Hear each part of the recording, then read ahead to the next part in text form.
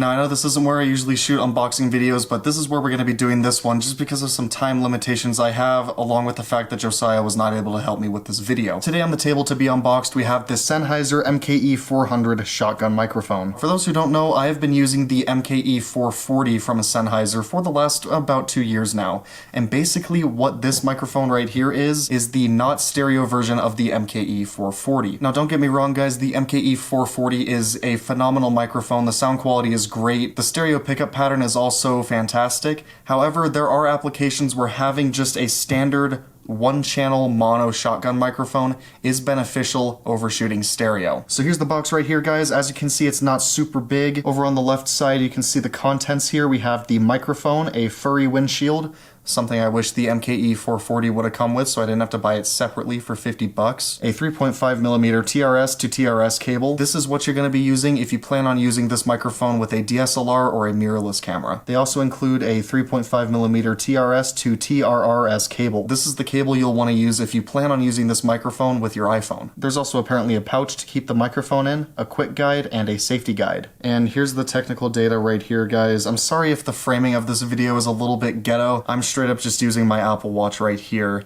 as a window to make sure I'm not leaving the frame with this box. Now on the back of the box here, they show a feature that I really like about Sennheiser's microphones, and that is the built-in shock mounting. Most shotgun microphones you're going to buy will be on some sort of shock mount, but with Sennheiser's they are internal, which means there's no ghetto wobbly mount that's connecting it to your camera. As you can see, it's just one solid piece right here, and all of the shock mounting is done internally. This also makes the microphone a lot more durable. And here's pretty much an entire history lesson on the MKE series microphones. Go ahead and pause the video if you want to give that a read. Alright guys, it is finally that time. We're going to go ahead and cut the tape and take this microphone out of the box.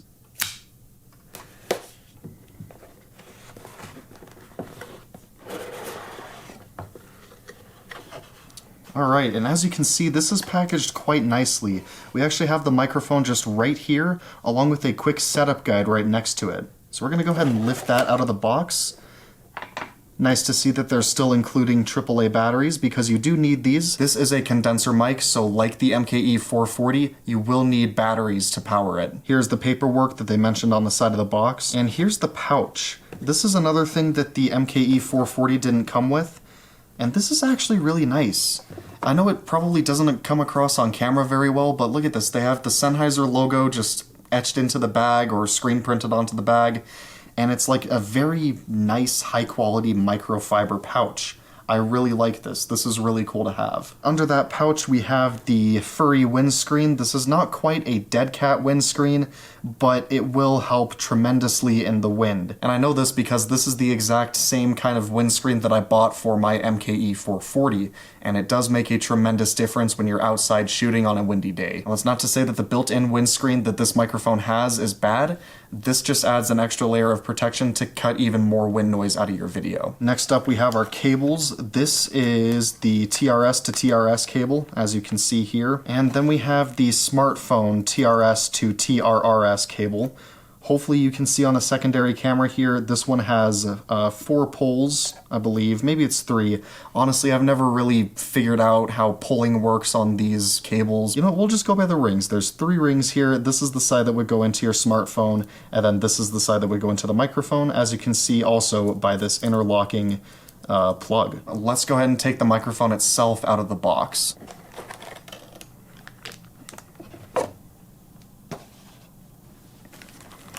And there it is. This is the Sennheiser MKE400.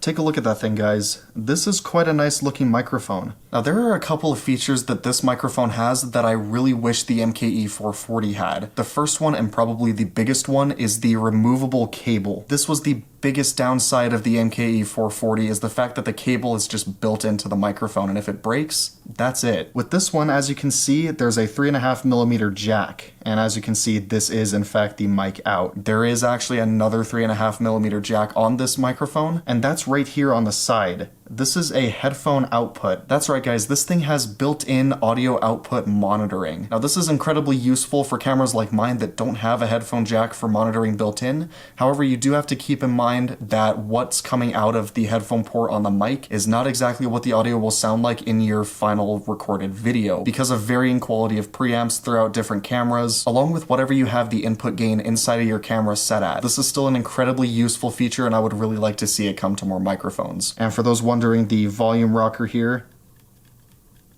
they're quiet push buttons, which I really like. I'm sure you're still going to hear that in the recording, but it's a lot better than the loud clicky buttons I was expecting. And these are for the monitor volume coming out of the headphone jack here. It does not affect the output gain of the microphone. Speaking of microphone output gain, that's what this switch right here is for. So you've got 0 decibels, I believe a -10 pad, and then a +20 pad. That's measured in decibels. I don't know why I didn't mention that, but you've got -10 decibels, 0 decibels, and then +20 decibels. You also have your low cut switch here, and I've never really understood why they have that on this microphone because this microphone, along with the MKE440, will not pick up frequencies below 50 Hertz, which makes sense because these microphones are tuned more for voices. I don't know why you would want to cut frequencies higher than 50 Hertz, but I don't know, maybe for some people it's useful. For me though, I do a lot of post-production on my audio, so I prefer to have as many frequencies recorded as possible, and I edit them out later on at my own discretion. Another difference between this and the MKE440 is this power button right here. The MKE440 has a switch,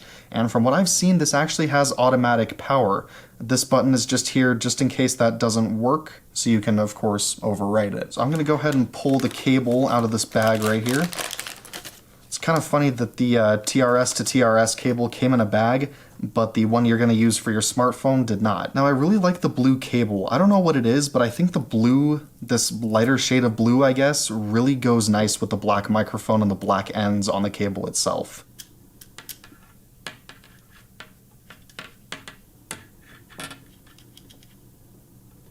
And there's that interlocking removable audio output cable for the microphone output. Very nice touch yet again, because now that this has a screw holding it in place, it's not going to just fall out in the middle of your recording. This is another thing I'd like to see come to more shotgun microphones like this. I'm also going to go ahead and throw the windscreen onto this mic just so we can see how it looks.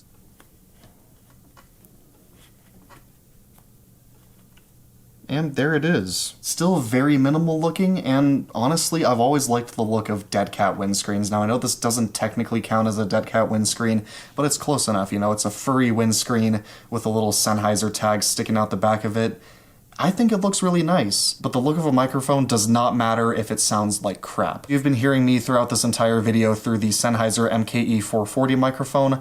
I'm gonna go ahead and swap that out for the MKE400 and see how the sound compares. Really quick before I do that though, let me take my EQ off of this microphone so you can hear how it sounds naturally with no edits. Alright guys, so you are now hearing me through the Sennheiser MKE400 shotgun microphone. I have not listened to this yet, but going off of the fact that it's pretty much just a not stereo version of this, the MKE440, it's probably going to sound pretty clear. Now in case any of you are wondering, this is the MKE440 right here, pretty much the stereo version of the microphone we just unboxed. Let me pull the windscreen off of it for you, and this is what it looks like. Just a stereo shotgun microphone. It kind of looks weird with this little V shape, but that's pretty important for, of course, recording stereo audio. And of course you are hearing me with an EQ applied, so let me take that off really quick and just talk for a little bit. I unboxed this microphone. It's pretty clean looking. I don't really know what else to say, but this is the microphone with no EQ and no edits, no nothing. So there you go guys, that is going to be it for yet another unboxing here on this channel. I hope you guys enjoyed it, but that is going to be it for this video. So as always, thank you for watching. Also, really quick, forgot to mention that the auto power on feature does work with my camera, and my camera is actually a pretty low-end Panasonic mirrorless camera, so the fact that it works with my camera probably means that it will work with yours as well. But anyway guys, for real this time, that is going to be it for the video. Thank you for watching.